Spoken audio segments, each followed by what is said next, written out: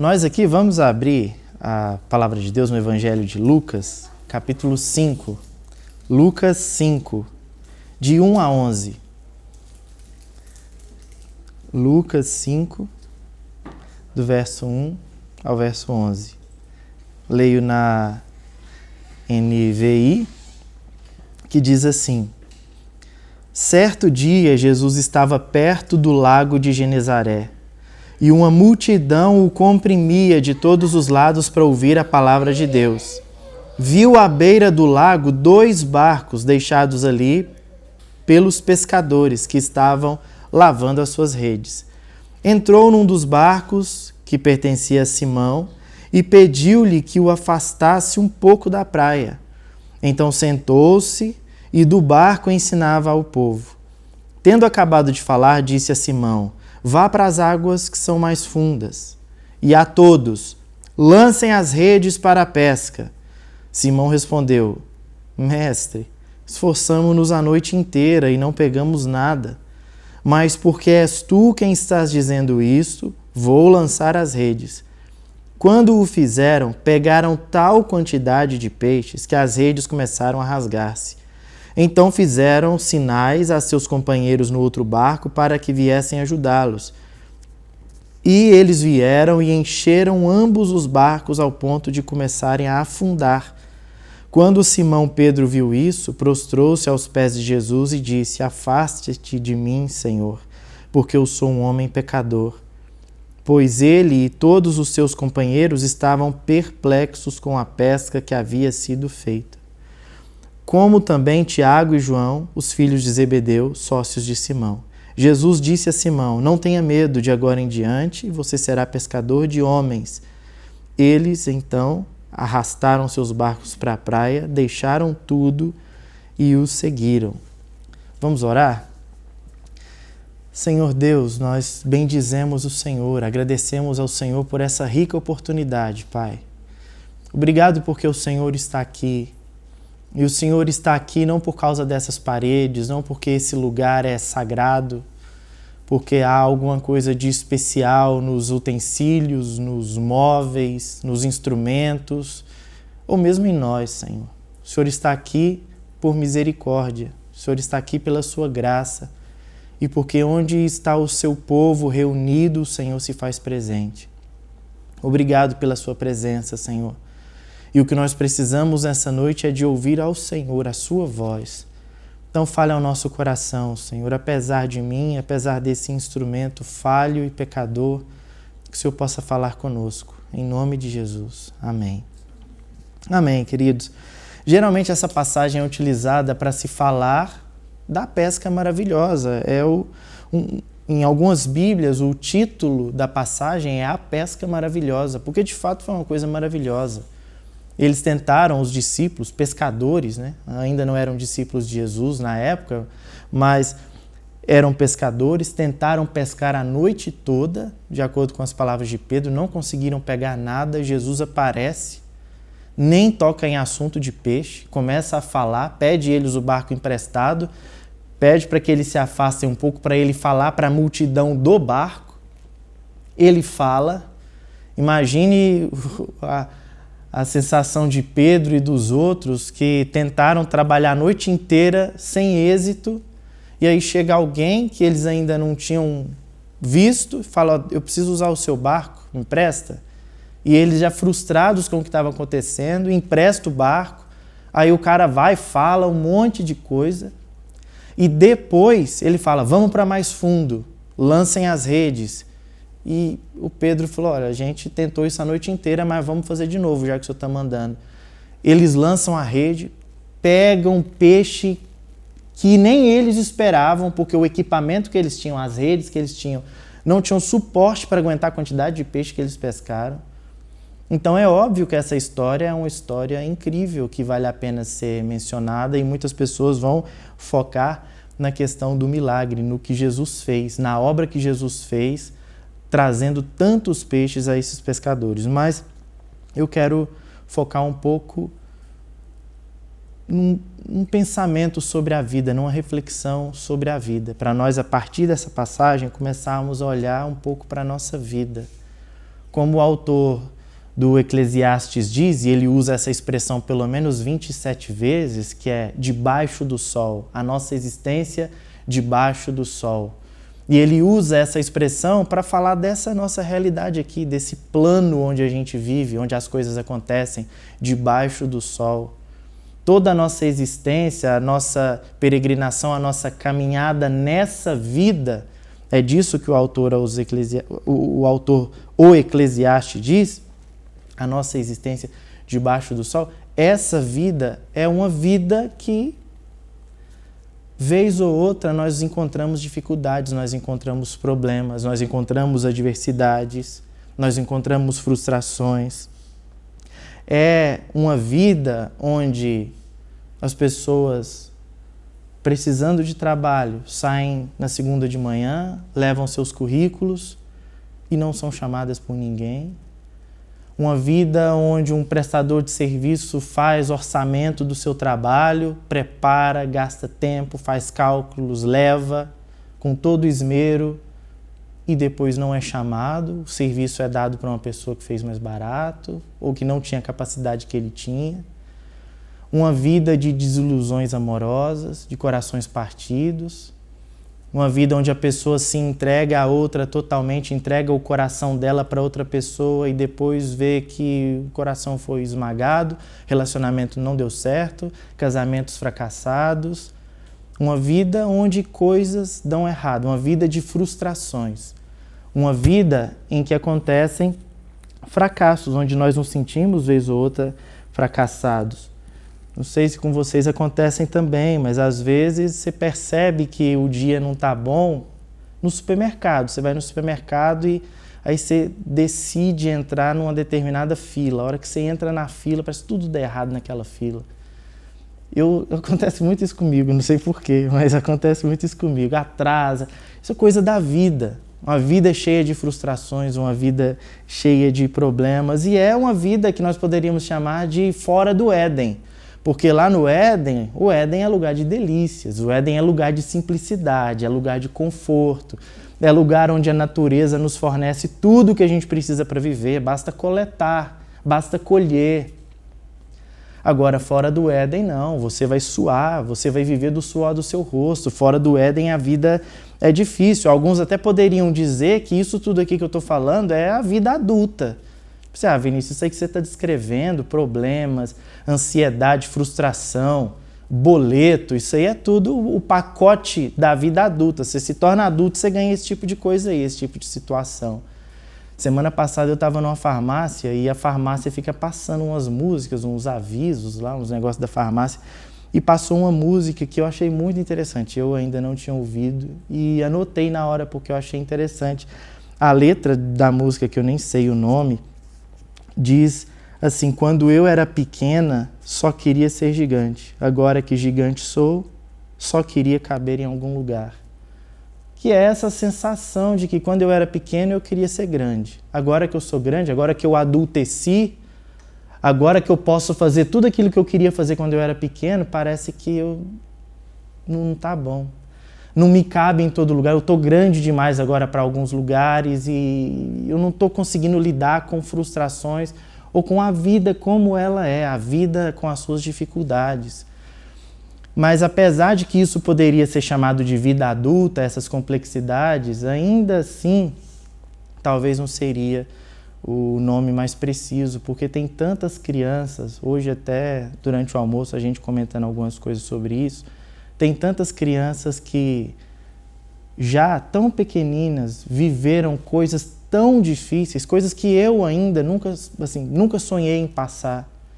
E crianças já passaram desamparo, enfermidade ou mesmo ausência dos pais, desprezo, coisas que seres humanos passam. E nós, por causa da vida, por causa da complexidade da vida, nós às vezes nos sentimos fracassados. E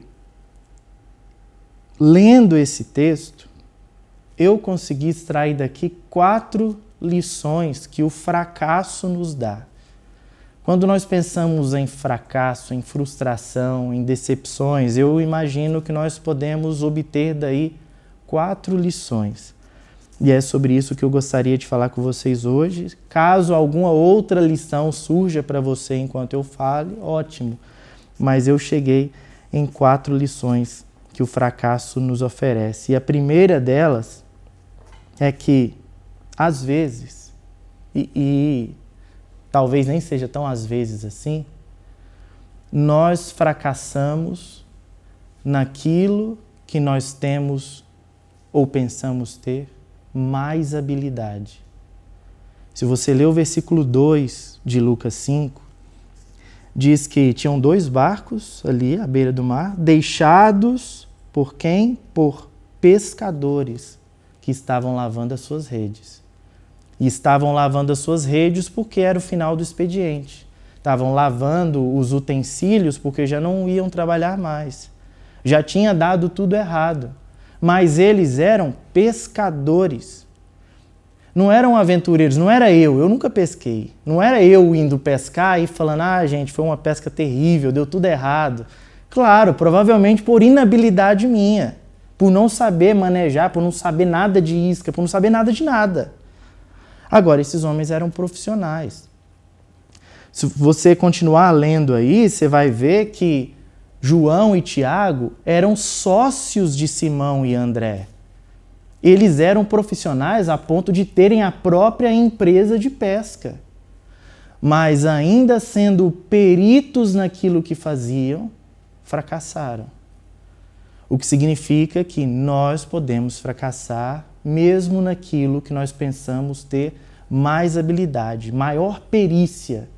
Pode acontecer. Às vezes, a melhor cozinheira erra o tempero e fica uma comida desajeitada, sem tempero. Às vezes, o melhor time de futebol perde a partida. Aconteceu com o Vasco ontem isso. E tem acontecido de forma recorrente. Às vezes o time que você pensa assim, não, agora esse aí ele ganha. Perde, consegue perder. Às vezes o melhor profissional comete um erro terrível no trabalho, uma coisa que não se esperava dessa pessoa, porque ela é uma ótima profissional. Ainda pensando no futebol, a gente, ou alguns aqui, vão se lembrar do que aconteceu na Copa de 2002, o goleiro, o Oliver Kahn, eleito o melhor jogador da Copa antes da final. Na final, ele vai segurar uma bola, não consegue, solta ela na cara do Ronaldo Fenômeno, que fez um gol para nós e que ajudou o Brasil a ser campeão do mundo. O melhor goleiro da competição, o melhor goleiro do mundo, falhou num momento crucial que comprometeu todo o time dele. Às vezes a gente falha e o crente mais piedoso pode cometer um pecado absurdo, pode cometer um pecado grave. Isso porque nós podemos falhar, nós podemos fracassar, mesmo naquelas áreas que a gente diz, não, isso aí eu tenho domínio. Isso aí pode deixar comigo, que isso aí não tem erro. Há muito tempo, eu ainda estava no ensino médio, ou final do ensino médio, e lá na igreja que eu frequentava, nós iríamos tocar num casamento de um membro da igreja. E aí, para tocar nesse casamento, nós íamos cantar, uma das músicas que iam ser cantadas era a música Há uma Unção, do Kleber Lucas. Há uma unção, já posso sentir. Não sei por que cantou essa música no casamento, tem nada a ver com casamento, mas a noiva queria que cantasse ela, e a gente ia cantar. Aí o Rogério, um irmão que iria cantar a música, ele falou, gente, eu estou muito inseguro nessa música, porque as estrofes dela são confusas. Tem hora que é uma coisa, tem hora que é outra, e eu me confundo nas estrofes. Eu falei, Rogério, essa música é fácil demais. Ele, Vinícius, você tem segurança nela? Pensei, que é isso, eu ouço essa música direto, claro que tem. Aí eu falei, tenho. Ele, você não quer cantar ela não? Eu falei, canto. Isso aí pra mim não é problema não. Aí, beleza. Ensaiamos uma vez antes, comigo cantando. Chegou na hora do casamento. O que aconteceu? Exatamente na hora, naquilo que eu falei pra ele, Rogério, Isso aí é fácil demais. É só você lembrar que a estrofe começa desse jeito aqui, ó. Começando desse jeito, você termina desse jeito. É fácil. Exatamente nessa hora eu troquei e errei a música. Porque nós podemos errar naquilo que nós temos segurança. Nós podemos fracassar mesmo nessas áreas onde nós pensamos que estamos bem. É o que aconteceu com eles. Às vezes o melhor dos pescadores volta para casa sem conseguir pescar. Então essa é uma lição que nós podemos tirar daqui. Uma outra lição que o fracasso nos ensina ou nos lembra é de que nós somos seres contingentes. O que isso significa? Isso significa que existem circunstâncias, que existem situações que estão além de nós e que podem alterar a nossa vida, sem o nosso controle. O que diz que o seu dia amanhã será bom ou ruim, talvez não seja algo que você controle. Às vezes é alguma coisa que aconteça com outra pessoa, no seu trabalho, com a sua chefe, com o seu chefe, e isso te gere um problema durante o dia e te traga um transtorno que não tem nada a ver. Você não fez nada para ter um dia ruim, mas você ganhou de brinde um dia ruim. O trânsito estava infernal, você não conseguiu chegar, você se atrasou, alguma coisa aconteceu, bateram em você no trânsito, uma coisa que está alheia ao seu controle, mas aconteceu. Nós somos seres contingentes. Ou às vezes o contrário. Às vezes você tem um dia ótimo, um dia excelente, e quando você para perceber, você não teve nada a ver com isso. Situações alheias a você, maiores que você, coisas que você não controlava, parece que tudo confluiu para que desse tudo certo para o seu dia e você teve um bom dia. Essas coisas acontecem conosco. Existem fatores que são alheios a nós e que determinam a nossa experiência com a vida. Isso é que é ser um ser contingente. E por mais habilidade que você tenha, por maior que seja o seu talento em lidar com determinadas coisas, com determinadas situações, ainda assim uma coisa pode dar errado. O que aconteceu com esses rapazes aqui, com esses pescadores? Podiam ser os melhores pescadores da Galileia, mas literalmente o mar não estava para peixe. Não dependeu deles. O que eles podiam fazer, eles fizeram, mas não conseguiram pescar nada. Porque havia uma situação e uma circunstância que estava além deles, maior do que eles, superior a todos eles. E nós somos assim. Nós estamos sujeitos às leis da natureza, nós estamos sujeitos a leis sociais, nós estamos debaixo de códigos culturais, nós estamos sujeitos a índices econômicos. Nós não podemos dar certeza de que o segundo semestre, por exemplo, será melhor, que a economia no Brasil será bem melhor no segundo semestre do que no primeiro. A gente especula, a gente analisa, os especialistas fazem esse papel, mas nós, na real, nós não temos como saber. Você não tem como saber como vai ser. Não tem, porque existem coisas que são maiores do que nós e que influenciam nisso. Então, nós somos incapazes nesse sentido. A pandemia, por exemplo. Durante a pandemia, eu lembro de ouvir numa reportagem um especialista dizendo que o Brasil tem as condições perfeitas para que daqui surja uma nova pandemia. Olha, de pessoa que beleza, o Brasil saindo na frente no que diz respeito à contaminação global. Aqui tem tudo para que surja, para que comece uma nova pandemia a partir de doenças no gado. Tem mais cabeça de gado do que de gente no Brasil. Se tem uma doença no gado e essa doença é transmitida por ser humano, aí já era. O Brasil tem tudo para que isso aconteça. E às vezes você está aqui fazendo os seus planejamentos e do nada surge a doença numa vaca que atrapalha a sua vida lá na frente. E o que você tem a ver com isso? Nada, você não pôde fazer nada.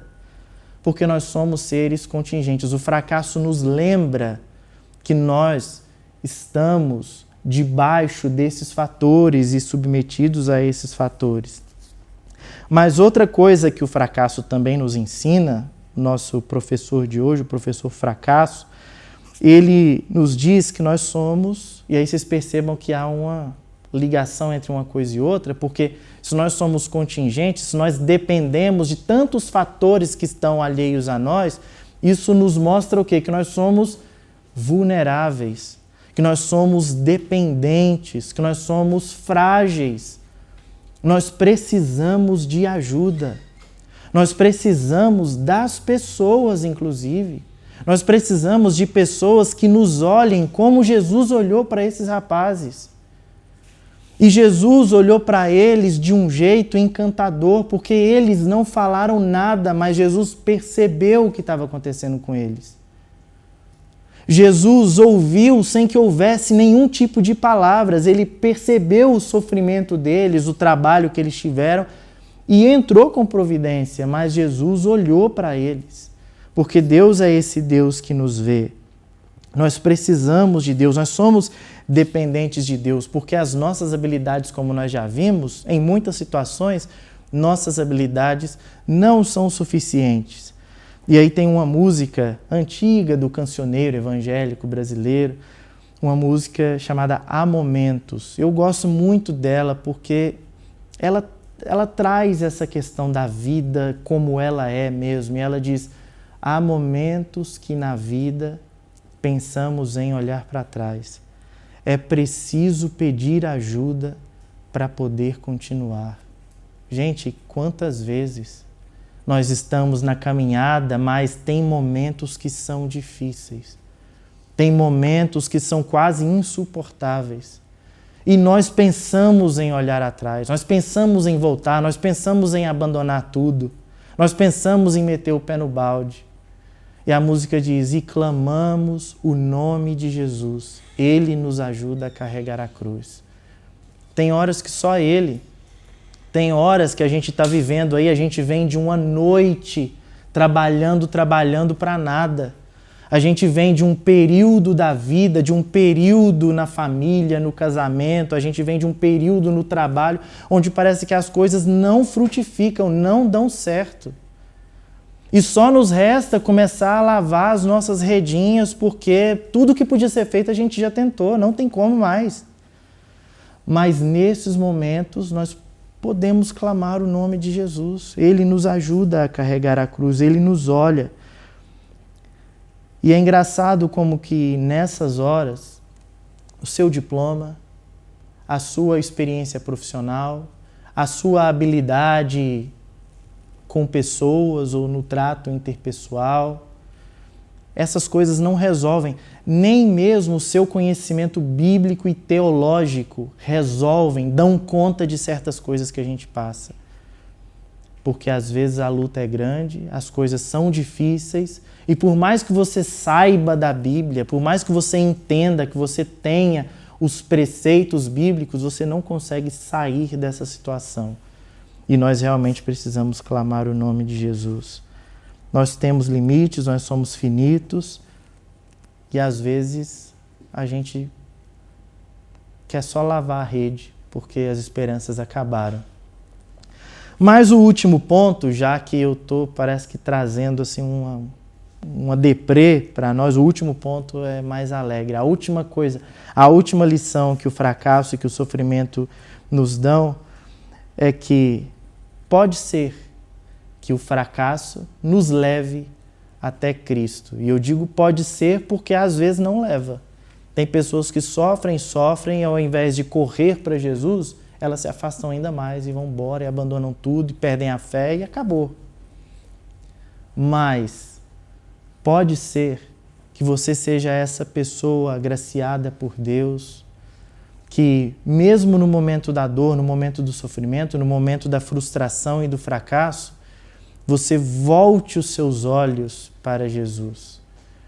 Você se fixe naquele que está ali do lado e que pode fazer alguma coisa por você e que pode nos olhar com esse olhar diferente. Essa confiança no Deus que que nos enxerga de modo como nós mesmos não conseguimos nos enxergar. E o fracasso nos lembra que nós não podemos pela força do nosso braço, tampouco nós podemos confiar nas circunstâncias, nas contingencialidades, nas coisas que acontecem ao nosso redor. Então, nós precisamos confiar em Jesus, nesse que é bom, nesse que pode fazer algo por nós, porque nos ama. A nossa finitude, a nossa limitação devem nos levar, devem nos colocar prostrados diante de Cristo.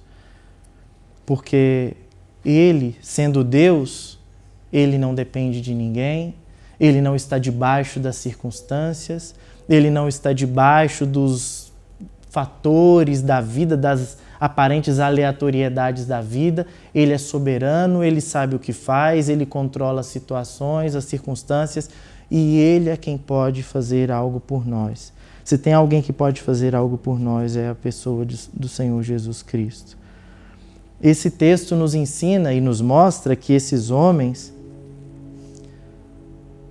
receberam uma bênção de Deus após tanta frustração, após tanto fracasso.